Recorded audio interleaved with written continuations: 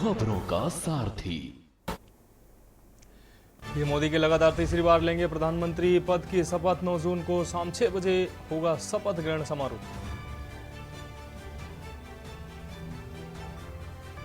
संसद के central hall में एनडीए सांसदों की बैठक। आज मंत्रालय के बंटवारे पर होगी बातचीत। मोदी 9 जून को लेंगे शपथ। इंडिया ब्लॉक की मुंबई में आज कांग्रेस नेताओं की बैठक। नवनिर्वाचित सांसद होंगे शामिल। कल दिल्ली में सीडब्ल्यूसी की मीटिंग। मानहानि केस में आज बेंगलुरु की कोर्ट में पेश होंगे राहुल गांधी। पूर्व सीएम बोम्मई पर लगाया था कमीशनखोरी का आरोप। 12 जून से अमरावती आंध्र की आधिकारिक राजधानी होगी। कैपिटल बनाने में खर्च हुए 25,000 करोड़। 2014 में हुई घोषणा पर जगन ने काम रोका। यूपी, एमपी और झारखंड में हीट वेव की आशंका। राजस्थान में धूल भरी आंधी चलने का अलर्ट। बिहार, उड़ीसा, पश्चिम बंगाल में रहेगी उमस। आप देख रहे हैं के न्यूज, खबरों का सारथी। नमस्कार, देश की बात में आपका स्वागत है। मैं हूं मनोज मानस और अब खबरें विस्तार से। दिल्ली से अहम खबर सामने आ रही। पीएम मोदी के तीसरी बार प्रधानमंत्री मोदी शपथ लेंगे। प्रधानमंत्री की यह शपथ तीसरी बार मोदी लेने जा रहे हैं। 9 जून को शाम 6 बजे शपथ ग्रहण समारोह होगा। शपथ ग्रहण में 7 देशों के नेता शामिल होंगे। बांग्लादेश, भूटान, नेपाल के नेता इस शपथ ग्रहण में शामिल होंगे। वहीं मालदीव, मॉरिशस, सेशेल्स, श्रीलंका के नेता भी इस शपथ ग्रहण में शामिल होंगे। तो यह अहम खबर आपको दिल्ली से दिखा रहे हैं। 9 जून को नरेंद्र मोदी प्रधानमंत्री पद की शपथ लेंगे। बांग्लादेश, भूटान, नेपाल के नेता इस शपथ ग्रहण में शामिल होंगे। वहीं मालदीव, मॉरिशस, सेशेल्स, श्रीलंका के नेता भी नरेंद्र मोदी के शपथ ग्रहण समारोह में शामिल होंगे। पीएम की शपथ नरेंद्र मोदी तीसरी बार लेने जा रहे हैं। 9 जून को शाम 6 बजे यह शपथ ग्रहण समारोह होगा। शपथ ग्रहण में 7 देशों के नेता शामिल होंगे। तो बांग्लादेश, भूटान के नेता इसमें शामिल होंगे। नेपाल, सेशेल्स, श्रीलंका के भी नेता इसमें शामिल होंगे। तो पीएम मोदी तीसरी बार प्रधानमंत्री पद की शपथ लेंगे। आपको बता दें कि 17वीं लोकसभा भंग होने के बाद अभी कार्यवाहक प्रधानमंत्री देश के हैं नरेंद्र मोदी। और विशेष संवाददाता अखिलेश सिंह हमारे साथ ज्यादा जानकारी के लिए दिल्ली से हमारे साथ जुड़ गए हैं। अखिलेश जी, नरेंद्र मोदी तीसरी बार प्रधानमंत्री पद की शपथ लेने जा रहे हैं और पड़ोसी देशों की, जैसे कि उनके शपथ पत्र में माफ कीजिएगा शपथ में देखा गया है, 2014 में भी पड़ोसी देश उनके शपथ ग्रहण में शामिल हुए थे। अब 2024 में भी कई पड़ोसी देशों के नेताओं को आमंत्रित किया गया है।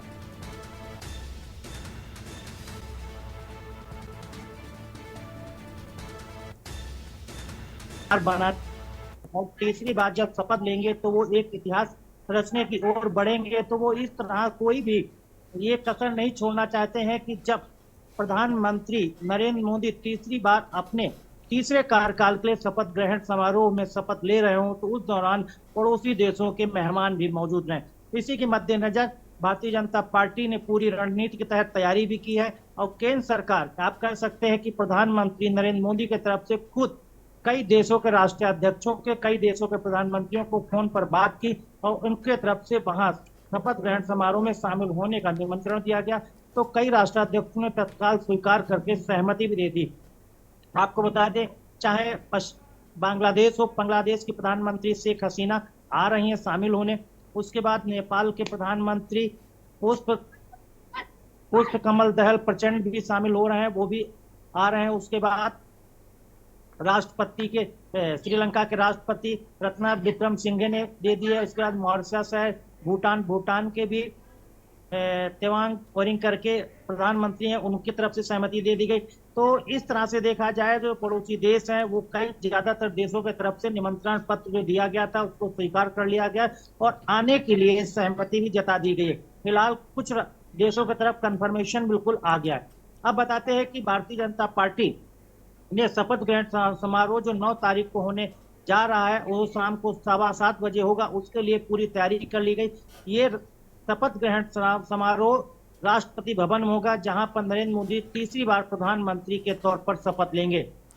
आपको बता दें, उसी के मद्देनजर आज एनडीए के संसदीय दल की बैठक होगी। संसदीय दल की बैठक में नरेंद्र मोदी को एनडीए संसदीय दल का नेता चुना जाएगा।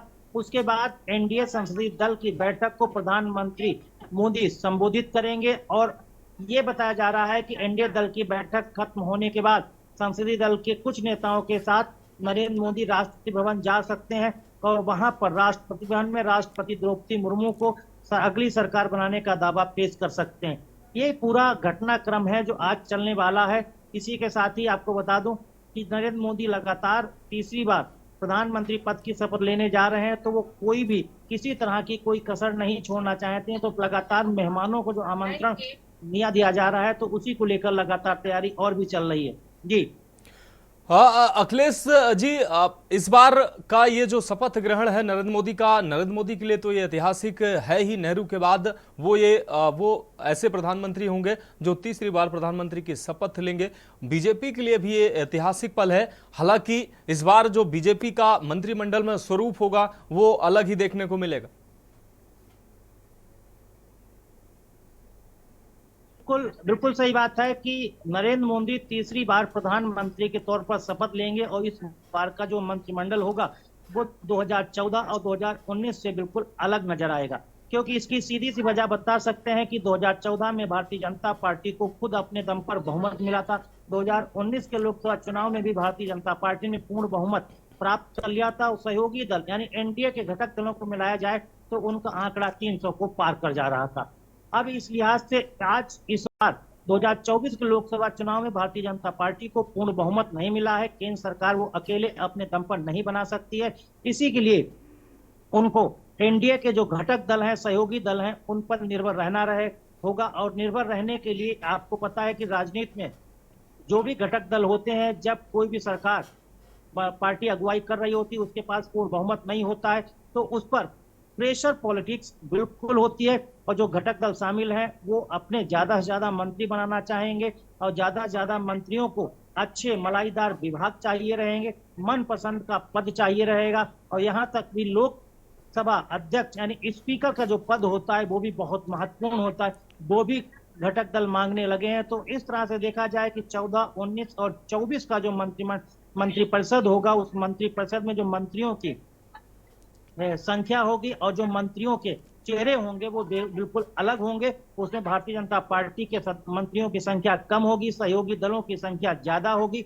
और जो बड़े बड़े विभाग हैं वो बहुत बड़े मंत्रालय हैं, चाहे वो गृह मंत्रालय हो, वित्त मंत्रालय हो, रक्षा मंत्रालय हो, और कृषि मंत्रालय हो, सड़क परिवहन मंत्रालय हो, विदेश मंत्रालय हो, ये ऐसे तमाम मंत्रालय हैं जहां पर दूसरे लोग दावा ठोक रहे हैं। हालांकि ये है कि गृह मंत्रालय, रक्षा मंत्रालय दो पहले से ही कंफर्म है कि रक्षा मंत्री राजनाथ सिंह ही संभालेंगे, गृह मंत्रालय अमित शाह ही संभालेंगे और सड़क परिवहन मंत्रालय नितिन गडकरी के पास है। जो विपक्षी दल यानी जो अब सहयोगी दल हैं वो उस पर दावा ठोक रहे हैं, लेकिन उम्मीद कमी जताई जा रही है कि सड़क परिवहन मंत्रालय नितिन गडकरी के पास से हटाकर किसी और को दिया जा सकता है। अब बच्चा है सबसे बड़ा मंत्रालय कृषि मंत्रालय, तो कृषि मंत्रालय पर कई भी दल दावा ठोक रहे हैं, जैसे जेडीएस भी दावा ठोक रहे हैं। पूर्व प्रधानमंत्री एचडी देवगौड़ा के बेटे एचडी कुमार स्वामी इस पर ठोक रहे हैं। स्वास्थ्य मंत्रालय है, इस पर भी है, लेकिन विदेश मंत्रालय है वो भाजपा अपने पास ही रखेगी जैसे कि पहले भी उसके पास था। बिल्कुल जी। अखिलेश, एक और अहम सवाल है। जिस तरीके से आपने कहा कि अब प्रेशर पॉलिटिक्स की आपने बात की, अब वाजपेयी जी का जो दौर था, वाजपेयी जी के दौर में वो व्यवहारिक राजनीति में माहिर खिलाड़ी थे। नरेंद्र मोदी की अगर बात की जाए, नरेंद्र मोदी ने 22.5 साल चाहे मुख्यमंत्री, 12.5 साल वो रहे हैं, 10 साल प्रधानमंत्री रहे हैं। उनकी अगर राजनीति की बात की जाए, उनके ऊपर कभी ऐसी स्थिति नहीं आई कि प्रेशर पॉलिटिक्स ना उन्होंने कभी अपने ऊपर पॉलिटिक्स का जो प्रेशर है अपने ऊपर आने दिया। अब चूंकि ऐसी स्थिति बन रही है, तो अब सरकार का स्वरूप कैसे देख रहे हैं आप, जब प्रेशर पॉलिटिक्स इस बार नरेंद्र मोदी के ऊपर है?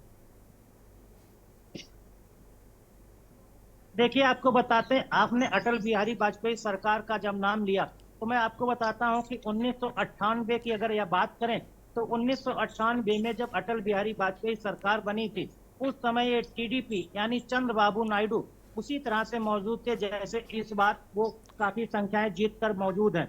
आपको मैं ये बताता हूं कि चंद्रबाबू नायडू चंद्रबाबू नायडू की जो सीटें हैं उसके लिहाज से उन्होंने उस समय अटल बिहारी वाजपेयी सरकार को समर्थन तो दिया था, लेकिन बाहर से समर्थन दिया था, सरकार में शामिल नहीं हुए थे। इसीलिए इस बार भी अंदाजा लगाया जा रहा है कि चंद्रबाबू नायडू यानी टीडीपी के मुखिया ये चाहते हैं कि वो सरकार में शामिल नहीं हो, लेकिन उनको स्पीकर का पद दे दिया जाए, जो लोकसभा में सबसे महत्वपूर्ण पद होता है, लोकसभा अध्यक्ष का पद। जो अंदर से खबर आ रही है उसमें कहा जा रहा है कि टीडीपी यानी उसके मुखिया चंद्रबाबू नायडू लोकसभा अध्यक्ष का पद मांग रहे हैं। इस बार वो भी सरकार में शामिल नहीं होना चाहते। खैर, ये तो आने वाला वक्त बताएगा कि वो टीडीपी सरकार में अंदर से शामिल होगी या सरकार में शामिल तो होगी लेकिन मंत्रिपरिषद में शामिल नहीं होगी, बाहर से समर्थन देके लोकसभा अध्यक्ष का पद मांग रही वो उसको मिलेगा।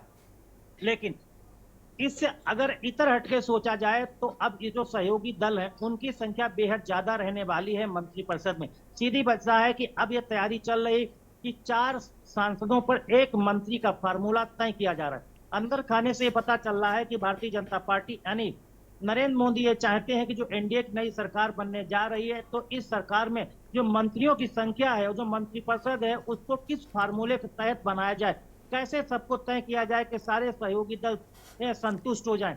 तो ये कहा जा रहा है कि 4 सांसदों पर 1 मंत्री बनाने की बात चल रही है। इसी तरह से है कि जिसके 4 सांसद होंगे उसको 1 मंत्री दे दिया जाएगा, जिसके और ज्यादा सांसद होंगे तो उसको 1 कैबिनेट मंत्री और 1 राज्य मंत्री स्वतंत्र प्रभार का दिया जाएगा, और जिसके सांसद होंगे तो 1 कैबिनेट, 1 स्वतंत्र प्रभार, 1 राज्य मंत्री। तो निश्चित रूप से अखिलेश जी, अब प्रेशर पॉलिटिक्स का दौर चल गया है। तो अब प्रधानमंत्री नरेंद्र मोदी के जो शपथ ग्रहण हो रहा है इसको भव्य बनाने की बीजेपी तैयारी कर रही है। अखिलेश जी, आपका बहुत शुक्रिया इस तमाम जानकारी को साझा करने के लिए। तो आपको बता दें कि प्रेशर पॉलिटिक्स भी जारी है। इस बीच प्रधानमंत्री का पद की शपथ नरेंद्र मोदी 9 तारीख को लेने जा रहे हैं और इस शपथ ग्रहण को बीजेपी भव्य बनाने की तैयारी कर रही है। यहां रुकेंगे एक ब्रेक के लिए, जल्द हाजिर होंगे। आप देख रहे हैं के न्यूज, खबरों का सारथी। ब्रेक के बाद एक बार फिर से देश की बात में आपका स्वागत है। अब रुक करेंगे अगली खबर का। लखनऊ से अहम खबर है। आपको बता दें, पीएम मोदी तीसरी बार पीएम पद की शपथ लेंगे। प्रधानमंत्री बनने पर बीजेपी कार्यकर्ता लगातार जश्न मनाने की स्थिति में है। प्रदेश भर में बीजेपी कार्यकर्ता जश्न मना रहे हैं और शपथ ग्रहण के दौरान प्रदेश में बीजेपी के कार्यकर्ता जश्न का आयोजन कर रहे हैं। बीजेपी मुख्यालय से जिला मुख्यालयों तक ये कार्यक्रम होंगे। तो लखनऊ से अहम खबर, प्रदेश भर में बीजेपी करेगी जश्न का आयोजन। बीजेपी मुख्यालय से जिला मुख्यालयों तक होंगे कार्यक्रम। तो लखनऊ से अहम खबर, पीएम मोदी तीसरी बार प्रधानमंत्री पद की शपथ लेंगे और इस शपथ ग्रहण के दौरान बीजेपी कार्यकर्ता इस कार्यक्रम को जहां भव्य बनाने की तैयारी कर रहे हैं, वहीं जश्न की भी पूरी तैयारियां की जा रही हैं। अखिलेश सिंह हमारे विशेष संवाददाता दिल्ली से हमारे साथ जुड़े हुए हैं। अखिलेश जी, दिल्ली से लेकर हर प्रदेश में जहां बीजेपी इस कार्यक्रम को, इस शपथ ग्रहण कार्यक्रम को भव्य बनाने की तैयारी कर रही है, वहीं बड़े जश्न की तैयारी भी बीजेपी कर रही है। देखिए, आपको बताते हैं कि भारतीय जनता पार्टी के तौर पर कहा जाता है जो अपनी कोई भी राजनीतिक कार्यक्रम जब अपना करती है, चाहे उसका कोई सरकार का कार्यक्रम हो, उसको जनता तक पहुंचाने के लिए वो कोई न कोई ऐसा एजेंडा जरूर तैयार करते हैं कि उस कार्यक्रम को भव्य और विशाल बना दें। इसी के मद्देनजर जब तीसरी बार नरेंद्र मोदी प्रधानमंत्री के पद की शपथ लेंगे और उस कार्यक्रम को वो इस तरह से जन जन तक पहुंचाने के लिए और हर व्यक्ति तक पहुंचाने के लिए भारतीय जनता पार्टी ने एक रणनीति तय की है कि पूरे देश में इन कार्यक्रमों का एक साथ आयोजन किया जाए कि जिस समय नरेंद्र मोदी तीसरी बार शपथ ले रहे हों उस दौरान सारे पार्टी के जितने भी कार्यालय बने हैं, वो राष्ट्रीय कार्यालय हो, प्रदेश कार्यालय हो, जिला कार्यालय हो और या फिर नीचे मंडल स्तर के कार्यालय हो, उन सभी कार्यालयों पर इस कार्यक्रम का लाइव प्रसारण किया जाए और वहां पर लोगों की जो कार्यकर्ता है, पदाधिकारी, वो मौजूद रहे और इस कार्यक्रम के माध्यम से वो इस शपथ ग्रहण नीचे तक पहुंचाएं, ताकि यह है कि जनता में उस चीज को असर दिखे और उसका माहौल पता है कि भारतीय जनता पार्टी की जो सरकार बन रही है और भारतीय जनता पार्टी की सरकार ना रही, इसके में जो भी शपथ ग्रहण समारोह चल रहा है उसको लेकर वो करें सकें। जी हाँ, निश्चित रूप से अखिलेश जी, इस तमाम जानकारी को साझा करने के लिए आपका बहुत शुक्रिया। तो आपको बता दें कि भले ही बीजेपी अपने दम पर सरकार नहीं बना रही है, एनडीए के सहयोगियों से के सहयोगियों के साथ मिलकर प्रधानमंत्री पद की शपथ नरेंद्र मोदी लेने जा रहे हैं, लेकिन बीजेपी इस शपथ ग्रहण को एक बड़े इवेंट के तौर पर करने की तैयारी में है। भव्य आयोजन जिलों जिलों में बीजेपी करने की तैयारी में है। यहाँ रुकेंगे, एक और ब्रेक के लिए जल्द हाजिर होंगे। आप देख रहे हैं के न्यूज खबरों। ब्रेक के बाद देश की बात में एक बार फिर से आपका स्वागत है। अब रुक करेंगे अगली खबर का। दिल्ली से अहम खबर है, जहां सीएम योगी के दिल्ली दौरे का आज दूसरा दिन है। सीएम एनडीए संसदीय दल की बैठक में आज हिस्सा लेंगे। बैठक में एनडीए सांसदों के साथ सीएम शामिल होंगे। दोनों डिप्टी सीएम भी बैठक में शामिल होंगे। पीएम को एनडीए संसदीय दल का नेता चुना जाएगा, नरेंद्र मोदी को। तो यूपी के सीएम योगी आदित्यनाथ के दिल्ली दौरे का आज दूसरा दिन है। संसदीय दल की बैठक में योगी आदित्यनाथ शामिल होंगे। आपको बता दें, सीएम योगी के दौरे का आज दूसरा दिन है। एनडीए और संसदीय दल की बैठक में हिस्सा योगी आदित्यनाथ लेंगे। बैठक में एनडीए सांसदों के साथ सीएम योगी भी शामिल होंगे। तो दोनों डिप्टी सीएम भी बैठक में शामिल होंगे। उत्तर प्रदेश सरकार में दोनों डिप्टी सीएम भी इस बैठक में शामिल होंगे। सीएम एनडीए संसदीय दल की बैठक में शामिल होंगे। आपको बता दें कि बैठक में एनडीए सांसदों के साथ मुख्यमंत्री योगी आदित्यनाथ भी शामिल होंगे। दोनों डिप्टी सीएम भी बैठक में शामिल होंगे। दिल्ली से ये खबर आपको दिखा रहे हैं। एनडीए संसदीय दल का नेता नरेंद्र मोदी को इस बैठक में चुना जाएगा। तो दिल्ली से अहम खबर, सीएम योगी के दिल्ली दौरे का आज दूसरा दिन। और इस खबर पर ज्यादा जानकारी के लिए हमारे विशेष संवाददाता अखिलेश सिंह हमारे साथ दिल्ली से बने हुए हैं। अखिलेश जी, योगी आदित्यनाथ के दिल्ली दौरे का आज दूसरा दिन है। दोनों डिप्टी सीएम भी दिल्ली में मौजूद हैं और आज संसदीय दल की जो बैठक होगी उसमें शामिल होंगे। कई आपको बता दें कि जो एनडीए दल के जो एनडीए के नेता हैं वो भी इसमें शामिल हो रहे हैं।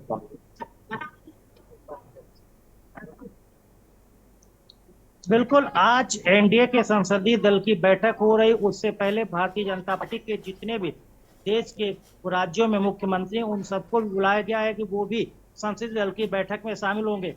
तो आपको बताया कि जो केंद्र में तीसरी बार सरकार बनने जा रही है, उससे पहले अहम भारतीय जनता पार्टी के संसदीय दल की बैठक और एनडीए के संसदीय दल की बैठक। इन बैठक को देखा जाए तो भारतीय जनता पार्टी की जो संसदीय दल की बैठक होगी उसमें पार्टी के जितने भी राज्यों में मुख्यमंत्री हैं, उन सभी मुख्यमंत्रियों को आमंत्रित किया गया है। ये सभी मुख्यमंत्री दल में मौजूद रहेंगे। उस संसदीय दल में भारतीय जनता पार्टी के संसदीय दल के नेता तौर पर नरेंद्र मोदी को चुना जाएगा। और उसी प्रकार जब एनडीए की संसदीय दल की बैठक होगी तो एनडीए की संसदीय दल की बैठक में भी नरेंद्र मोदी को उसका दल का नेता चुना जाएगा।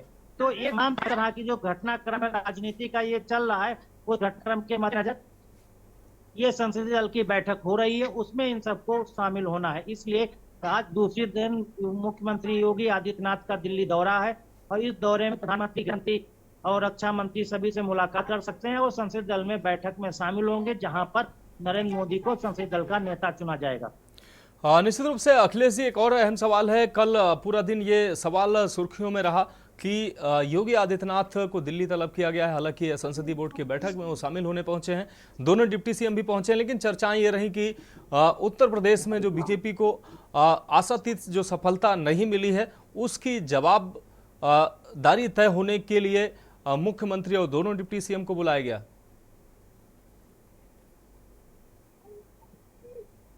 देखिए, ये तो कहा ही जाएगा क्योंकि संसदीय दल की बैठक होनी है, उसमें मुख्यमंत्रियों को शामिल होना है, डिप्टी सीएम भी बुलाए गए हैं। लेकिन भारतीय जनता पार्टी को चुनाव 2024 में उत्तर प्रदेश में वो आंकड़े नहीं मिल पाए जिन आंकड़ों को भारतीय जनता पार्टी उम्मीद करके चल रही थी। उनके सांसदों की संख्या उतनी नहीं आई जितनी वो सोच के चल रहे थे और उन्हें ये तो बिल्कुल भरोसा नहीं था कि समाजवादी पार्टी उत्तर प्रदेश में उनको इतनी पटकनी देगी कि भारतीय जनता पार्टी दूसरे नंबर की पार्टी लोकसभा चुनाव 2024 दौर शुरू हो जाता है। क्योंकि जब भारतीय जनता पार्टी पिछड़ी है, समाजवादी पार्टी आगे निकली है, तो अटकलों के दौर में जरूर कहा जा रहा है कि ये उत्तर प्रदेश सरकार का चेहरा बदलता है। इसलिए ये मीटिंग बुलाई गई है। इमरजेंसी मीटिंग में मुख्यमंत्री, दोनों डिप्टी सीएम को बुलाया गया है। तो सवाल तो पहले लोकसभा चुनाव से पहले से उठ रहे थे कि जब लोकसभा चुनाव हो जाएगा उसके बाद उत्तर प्रदेश सरकार का चेहरा बदल दिया जाएगा, यानी मुख्यमंत्री योगी आदित्यनाथ को हटा दिया जाएगा। इस तरह की चर्चाएं लगातार पहले लोकसभा चुनाव में चलती रही। अब इस चर्चा को सबसे बड़ा जो तूल दिया था वो अरविंद केजरीवाल जब तिहाड़ जेल दिल्ली से बाहर आए थे, तो आते उन्होंने इस तरह की बयानबाजी दी थी, तो इस माहौल को और गरमाने का काम किया था। और जब लोकसभा चुनाव 24 की मतगणना हो गई, नतीजे आ गए, नतीजों में भारतीय जनता पार्टी दूसरे नंबर की पार्टी उत्तर प्रदेश में बनकर उभरी है और नंबर 1 की पार्टी समाजवादी पार्टी बन गई है। तो इन संभावनाओं को इनकार नहीं किया जा सकता, ना ही पूरी तरह से दरकिनार किया जा सकता है, क्योंकि जो परफॉर्मेंस लोकसभा चुनाव 2024 में भारतीय जनता पार्टी ने उत्तर प्रदेश में दिखाई है, उसे अटकलों का बाजार गर्म है और अटकलें तब तक चलती रहेंगी जब तक राजनीतिक माहौल ठंडा नहीं हो जाएगा, केंद्र की सरकार नहीं बन जाएगी। और केंद्र सरकार के बनने के बाद कुछ समय तक अटकलों का दौर जरूर चलेगा कि योगी आदित्यनाथ बदले जा सकते हैं, उत्तर प्रदेश में सरकार का चेहरा बदला जा सकता है। ये तमाम तरह के अटकलों का दौर जारी रहेगा। फिलहाल हमें इंतजार करना होगा कि आखिरकार भारतीय जनता पार्टी या भारतीय जनता पार्टी का आला कमान क्या फैसला लेता है। उत्तर प्रदेश सरकार अभी योगी की अगुवाई में चलेगी या फिर वहां अब चेहरा बदलने की जरूरत है, क्योंकि आगामी विधानसभा चुनाव 2027 में उत्तर प्रदेश में होना है। उससे पहले भारतीय जनता पार्टी को तय करना है कि जो भारतीय जनता पार्टी की परफॉर्मेंस उत्तर प्रदेश में लोकसभा चुनाव 2024 गिरी है, उसको तो चेहरा बदलने की जरूरत है या फिर इसी चेहरे के साथ 2027 के विधानसभा चुनाव में जाना है। जी निश्चित रूप से अखिलेश जी, इस तमाम जानकारी को साझा करने के लिए आपका बहुत शुक्रिया। तो आपको बता दें कि योगी आदित्यनाथ के दौरे का आज दूसरा दिन है। दोनों डिप्टी सीएम प्रदेश सरकार में जो दोनों डिप्टी सीएम है वो भी दिल्ली दौरे पर हैं और आज वो संसदीय दल की बैठक में शामिल होंगे। यहाँ रुकेंगे, एक ब्रेक के लिए जल्द हाजिर होंगे। आप देख रहे हैं के न्यूज खबरों का। ब्रेक के बाद देश की बात में एक बार फिर से आपका स्वागत है। अब रुक करेंगे अगली खबर का। बेंगलुरु कोर्ट में राहुल गांधी की आज पेशी होनी है। दिल्ली से बेंगलुरु के लिए रवाना हुए राहुल गांधी 10:30 बजे कोर्ट में पेश होंगे। राहुल गांधी पूर्व सीएम बोम्मई पर राहुल ने की थी टिप्पणी। मानहानि मामले में आज कोर्ट में राहुल गांधी की पेशी होनी है। तो पूर्व सीएम बसवराज बोम्मई पर राहुल ने टिप्पणी की थी और इस मानहानि मामले में आज राहुल गांधी की बेंगलुरु कोर्ट में पेशी होनी है। सुबह 10:30 बजे कोर्ट में पेश होंगे राहुल गांधी। पूर्व सीएम बोम्मई पर राहुल ने टिप्पणी की थी। मानहानि मामले में आज कोर्ट में राहुल गांधी पेश होंगे।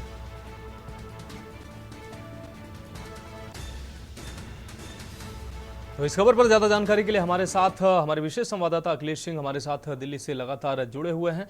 अखिलेश जी, बेंगलुरु के कोर्ट में आज राहुल गांधी की पेशी होनी है। 10:30 बजे राहुल गांधी कोर्ट में पेश होंगे। बसवराज बोम्मई पर उन्होंने टिप्पणी की थी जिस मामले के मानहानि मामले में आज राहुल गांधी कोर्ट में पेश होंगे।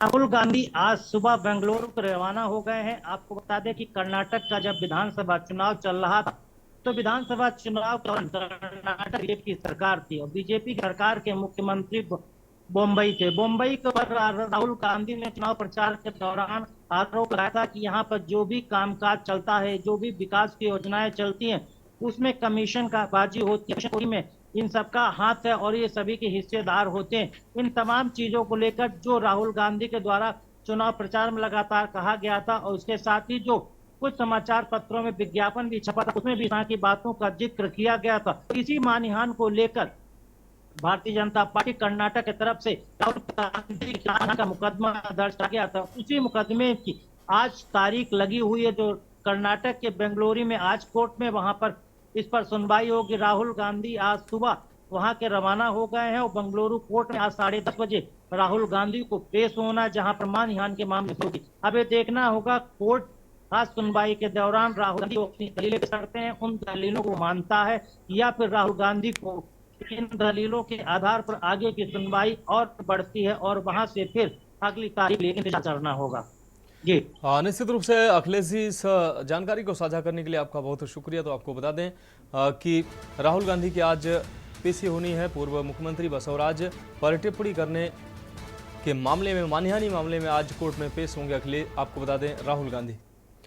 अगली खबर दिल्ली से है, जहां कांग्रेस सांसदों की संख्या अब 99 से बढ़कर 101 हुई है। निर्दलीय सांसद विशाल पाटिल की खड़गे से मुलाकात हुई है। महाराष्ट्र सांगली लोकसभा से निर्दलीय सांसद हैं विशाल पाटिल।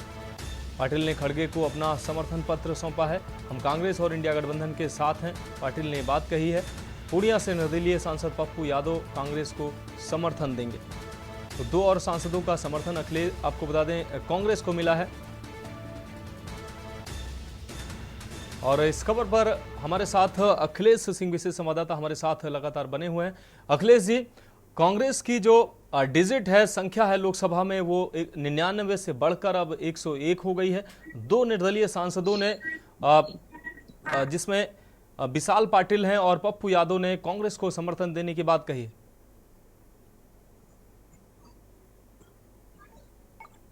बिल्कुल, कांग्रेस का जो वो अब बढ़ना शुरू हो गया। कांग्रेस के सांसदों की संख्या आंकड़ा देखें, वो भी उसमें भी इजाफा होना शुरू हो गया। दो ऐसे निर्दलीय सांसद हैं जिनके कांग्रेस को समर्थन का ऐलान किया है। उनमें से एक सांसद ऐसे भी है जो महाराष्ट्र के विशाल पाटिल, जो महाराष्ट्र के लोकसभा सीट से चुनाव निर्दलीय है। उन्होंने कांग्रेस के राष्ट्रीय अध्यक्ष मल्लिकार्जुन खड़गे से मुलाकात की और उन्होंने कहा कि वो कांग्रेस के संग और इंडिया गठबंधन का हिस्सा रहेंगे। इसके साथ ही आपको बता दें कि बिहार की पूर्णिया लोकसभा सीट से पप्पू यादव भी निर्दलीय लोकसभा चुनाव जीते हैं। तो पप्पू यादव ने भी इंडिया गठबंधन और कांग्रेस का समर्थन करने का ऐलान किया है। तो इस लिहाज से देखा जाए, कांग्रेस को लोकसभा चुनाव 2024 के मतगणना में जो आंकड़े सामने आए थे, वो 99 सीट पर जाके कांग्रेस टिक गई थी। अब कांग्रेस को दो निर्दलीय सांसदों का समर्थन मिल गया है, तो इस लिहाज से कांग्रेस का भी आंकड़ा अब 101 हो गया है। इस लिहाज से कह सकते हैं कि लगातार भारतीय जनता पार्टी और तमाम राजनीतिक दलों के द्वारा कांग्रेस पर सवाल उठाया जाता है कि कांग्रेस की जो सीटें लोकसभा चुनाव में आएंगी वो 3 डिजिट में नहीं हो सकती हैं। उनका आंकड़ा 2 डिजिट में ही हो सकता है, लेकिन 2 डिजिट तक तो कांग्रेस पहुंची, 99 सीटें जीतने में कामयाब हुई। लेकिन अब जिस तरह से उनकी संख्या निर्दलियों के साथ मिलकर बढ़ती नजर आ रही है, तो ये कहा जा सकता है कि वो अपने विरोधी पार्टियों को जवाब देने की है कि अब उनका आंकड़ा 3 डिजिट में होता नजर आ रहा है। निश्चित रूप से अखिलेश जी, इस जानकारी के लिए आपका बहुत शुक्रिया। तो कांग्रेस पार्टी की जो संख्या है वो अब 3 डिजिट में पहुंची है, 99 से 101 ये संख्या पहुंची है। पूर्णिया से निर्दलीय सांसद पप्पू यादव ने कांग्रेस को समर्थन देने की बात कही है। वहीं विशाल पाटिल ने भी कांग्रेस को समर्थन देने की बात कही है। इस बीच दिल्ली से बड़ी खबर सामने आ रही है। इस वक्त की बड़ी खबर दिल्ली से निकलकर आ रही। संसद भवन में पकड़े गए 3 संदिग्ध मजदूर। इस वक्त की बड़ी खबर, संसद भवन के गेट नंबर 3 से अंदर जाते पकड़े गए हैं मजदूर। फर्जी आधार कार्ड बरामद होने की सूचना मिली है। यह बड़ी खबर दिल्ली से आपको दिखा रहे हैं। दिल्ली पुलिस की टीम तीनों मजदूरों की से पूछताछ कर रही है। संसद भवन में पकड़े गए हैं 3 संदिग्ध मजदूर। इस वक्त की यह बड़ी खबर, संसद भवन के गेट नंबर 3 से अंदर जाते पकड़े गए हैं ये मजदूर। फर्जी आधार कार्ड बरामद होने की सूचना फिलहाल सामने आई है। दिल्ली पुलिस की टीम तीनों मजदूरों से पूछताछ कर रही है। तो दिल्ली से इस वक्त की बड़ी खबर, संसद भवन में पकड़े गए 3 संदिग्ध। अब रुक करेंगे अगली खबर का। लखनऊ से अगली खबर है, जहां सपा कार्यालय में आज नवनिर्वाचित सांसदों की मीटिंग होनी है। आज अपने सांसदों से अखिलेश यादव मुलाकात करेंगे। सुबह 10 बजे अपने सांसदों से मुलाकात करेंगे अखिलेश यादव। 10 बजे पहुंचेंगे यूपी के सभी नवनिर्वाचित सांसद। तो सपा कार्यालय में ये मीटिंग कार्यक्रम रखा गया। सुबह 10 बजे अपने सांसदों से मुलाकात करेंगे अखिलेश यादव। तो 2024 लोकसभा चुनाव में अखिलेश यादव कि पार्टी सपा ने बेहतरीन प्रदर्शन किया है और अपने इतिहास की अपने सबसे बड़ी विजेता बनी है समाजवादी पार्टी। आपको बता दें, उत्तर प्रदेश में पहले नंबर की पार्टी बनी है। तो आज अखिलेश यादव अपने सांसदों से मुलाकात करेंगे। शिवा शर्मा हमारे संवाददाता ज्यादा जानकारी के हमारे साथ लखनऊ से जुड़ गए हैं। शिवा, अखिलेश यादव आज अपने सांसदों से रूबरू होंगे, मुलाकात करेंगे, क्या कुछ अहम अपडेट है? 10 बजे का वो वक्त बताया जा रहा है जब लखनऊ में समाजवादी पार्टी के मुख्यालय पर तमाम जो उत्तर प्रदेश के अंदर नवनिर्वाचित सांसद हैं, जिन्होंने अभी अभी चुनाव जीते हैं, लोकसभा चुनाव के दौरान जो गिनतियां हुई थी उसके बाद उन्होंने सर्टिफिकेट लिया था। उसके बाद ये समाजवादी पार्टी मुख्यालय पे पहली बैठक है अखिलेश यादव की, जब अखिलेश यादव उनसे मुलाकात करेंगे, रूबरू होंगे। कुछ ऐसे नए सांसद हैं, 37 सांसद ऐसे टोटल हैं उत्तर प्रदेश के अंदर जो समाजवादी पार्टी से उन्होंने अपना परचम लगाया है और जीत दर्ज की है।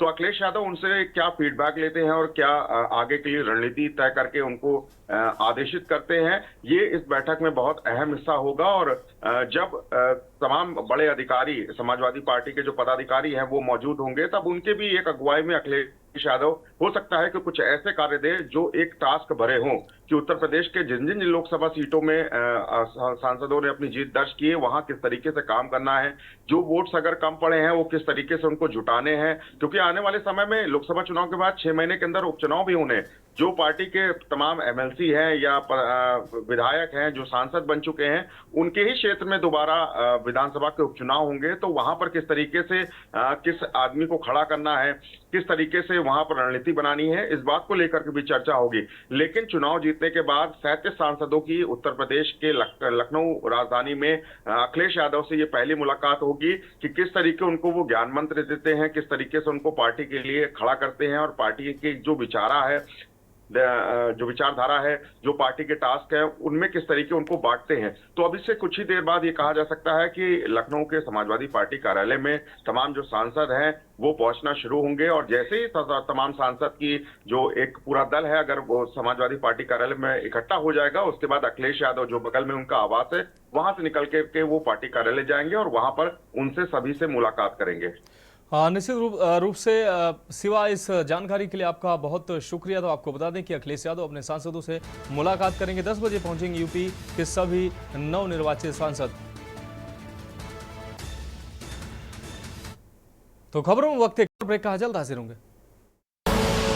आप देख रहे हैं के न्यूज खबरों।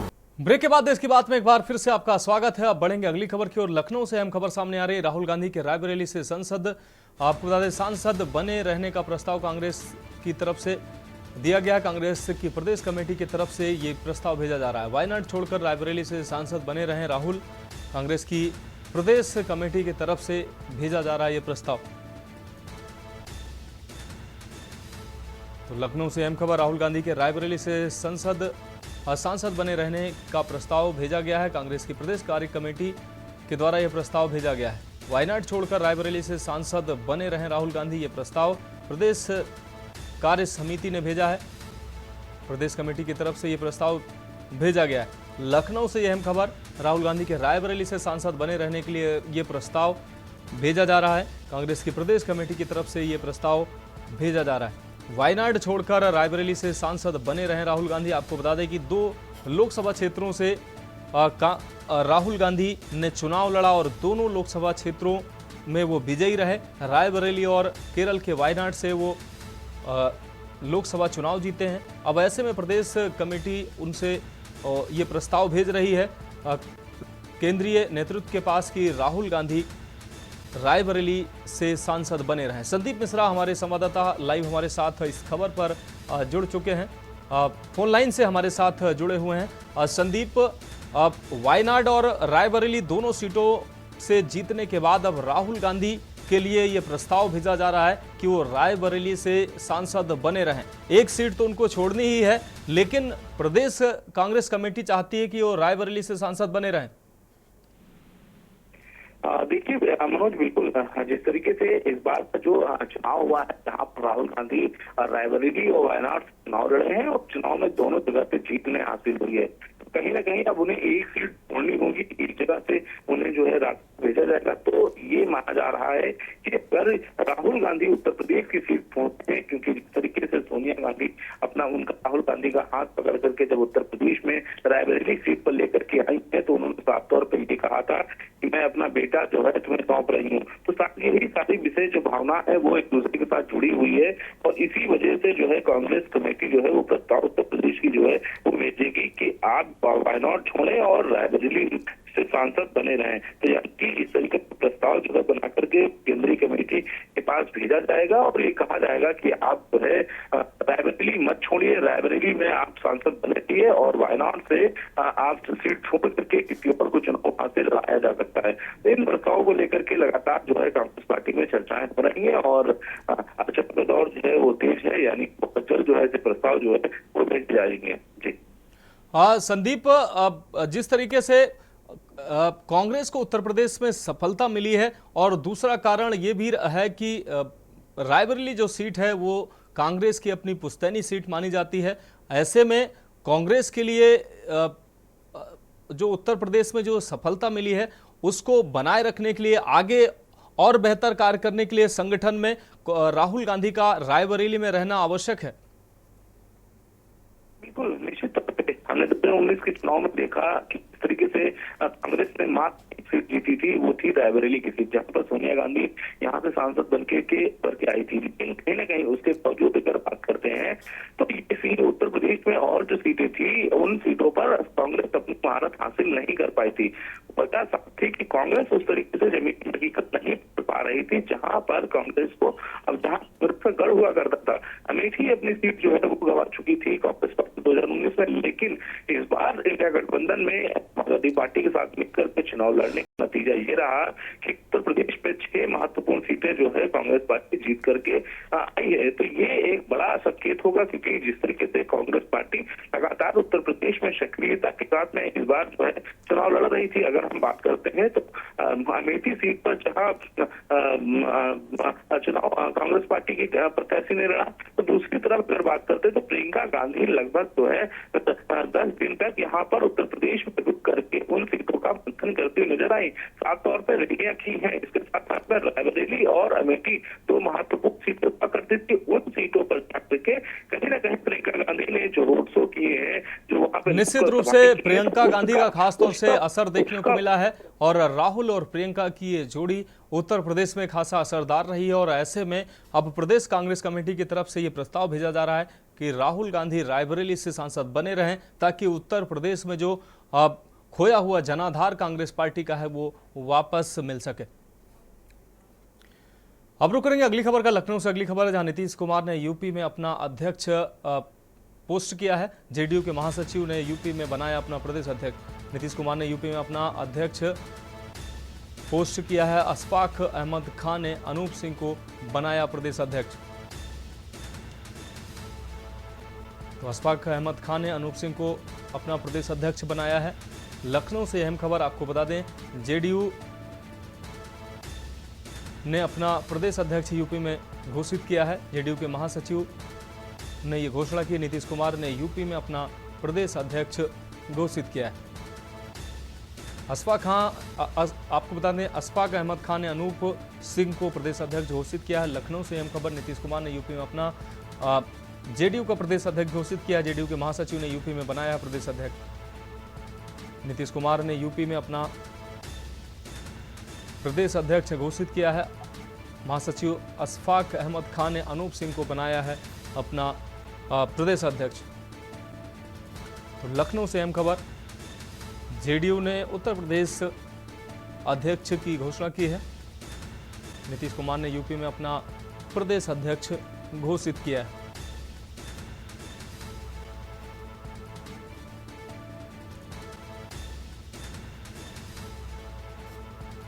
तो लखनऊ से अहम खबर आपको बता रहे हैं, जेडीयू के महासचिव ने यूपी में बनाया अपना प्रदेश अध्यक्ष।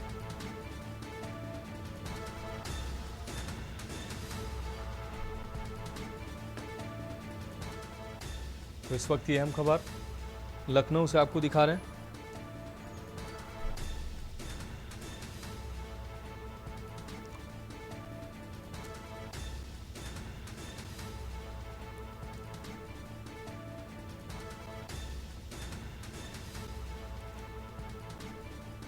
इस वक्त की अहम खबर आपको लखनऊ से दिखा रहे हैं, जहां जेडीयू ने अपना प्रदेश अध्यक्ष यूपी में नियुक्त किया है।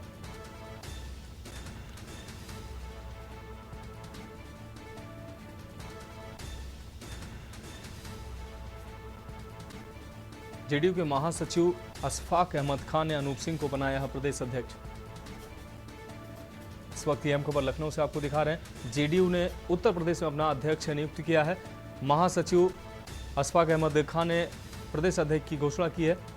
और अनूप सिंह जेडीयू के उत्तर प्रदेश अध्यक्ष घोषित किए गए हैं।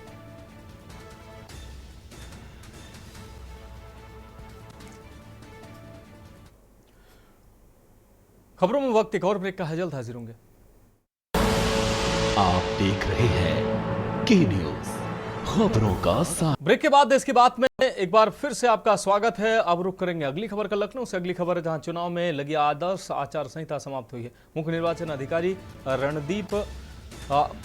नवदीप रेणवा ने यह ऐलान किया है 16 मार्च से लगी आदर्श आचार संहिता खत्म हो चुकी है। देर शाम आदर्श आचार संहिता को खत्म कल देर शाम ये घोषणा की गई कि देश भर में आदर्श आचार संहिता खत्म की गई है। आपको बता दें, नीतिगत निर्णयों और विकास कार्यों की अब शुरुआत होगी। 16 मार्च से लगी आदर्श आचार संहिता अब खत्म हो चुकी है। देर शाम से आदर्श आचार संहिता को खत्म किया गया है। नीतिगत निर्णयों और विकास के कार्यों की शुरुआत होगी। इस वक्त की ये खबर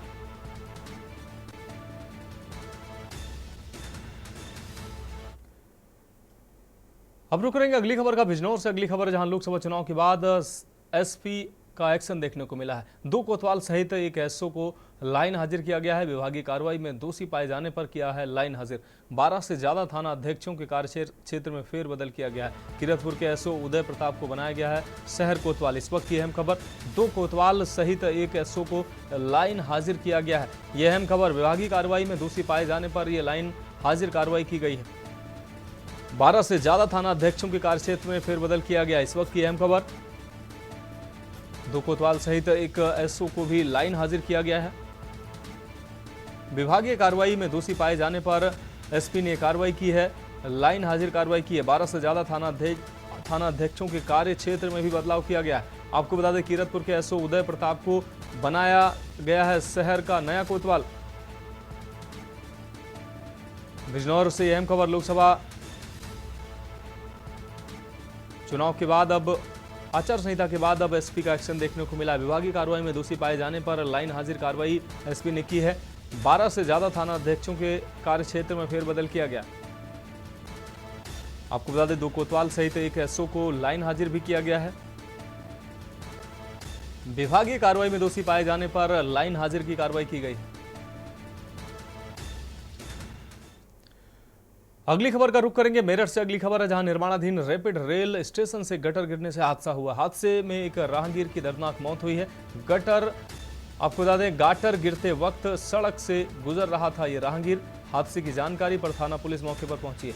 थाना परतापुर क्षेत्र के शताब्दी नगर का यह पूरा मामला है। तो हादसे की जानकारी पर स्थानीय पुलिस पहुंची है। हादसे में एक राहगीर की दर्दनाक मौत हुई है। तो गाटर गिरते वक्त सड़क से गुजर रहा था राहगीर। इस वक्त ये दुर्घटना हुई है। हादसे की जानकारी पर स्थानीय पुलिस मौके पर पहुंची है। थाना प्रतापपुर क्षेत्र के शताब्दी नगर का ये पूरा मामला है। तो मेरठ से अहम खबर, निर्माणाधीन रैपिड रेल स्टेशन का गाटर गिरा है। हादसे में एक राहगीर की दर्दनाक मौत हुई है।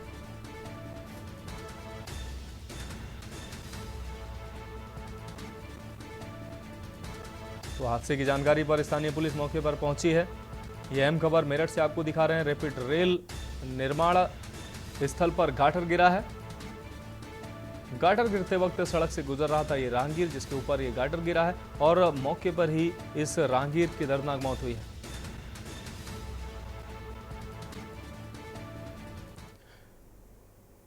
अब बढ़ेंगे अगली खबर की ओर। रतलाम से अगली खबर, रतलाम शहर के विभिन्न इलाकों में पुलिस की मिलीभगत से जुआ सट्टा चलाया जा रहा है और जुआ सट्टा चलाए जाने की शिकायतों को गंभीरता से लेते हुए पुलिस अधीक्षक राहुल कुमार लोढ़ा ने बड़ी कार्रवाई करते हुए सागोद रोड स्थित एक कॉटेज पर चलाए जा रहे जुए के बड़े अड्डे पर छापा डलवाया।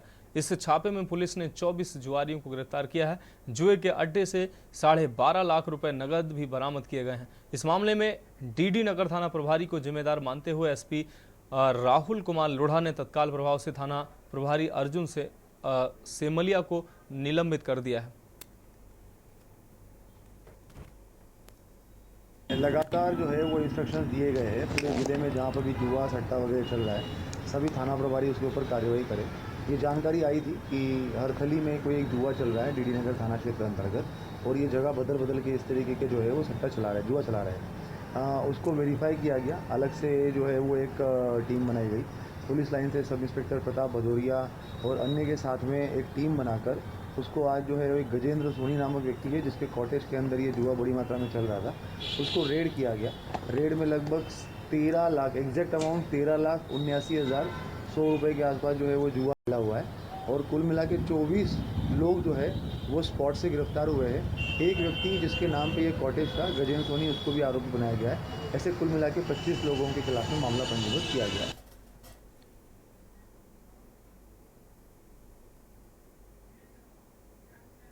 और इस बीच राज्यसभा सांसद दिनेश शर्मा क्या कुछ कह रहे हैं, सुनाते हैं आपको।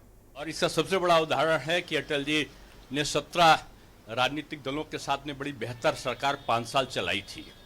मैं ये कह सकता हूं कि एनडीए का सरकार का ये स्वर्णिम युग होगा और निश्चित रूप में जनता की आकांक्षाओं पर ये सरकार खरी उतरेगी।